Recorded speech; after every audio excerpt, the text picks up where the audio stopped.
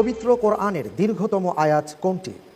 সূরা বাকারার 285 নম্বর আয়াত, খ সূরা বাকারার 282 নম্বর আয়াত, গ সূরা বাকারার 185 নম্বর আয়াত, ঘ সূরা আল ইমরানের 126 নম্বর আয়াত। কোরআনে কারীমের মধ্যে সবচেয়ে বড় আয়াত কোনটি? ঠান্ডা মাথায় চিন্তা ভাবনা করে আপনি জবাবটি দেবেন। এখনও একটি লাইফ লাইন রয়েছে, আর কোনো ধরনের মনে হয় কনফিউশন নিয়ে উত্তর দেওয়া ঠিক হবে না, কারণ এই প্রতিযোগিতা আপনাকে কিন্তু অনেক বড় জায়গায় নিয়ে যাচ্ছে ধীরে ধীরে, সেটা মনে রাখতে হবে। খ সূরা বাকারা 282 নম্বর আয়াত। খ সূরা বাকারার 282 নম্বর আয়াত। আমি কি লক করে দেব? জি।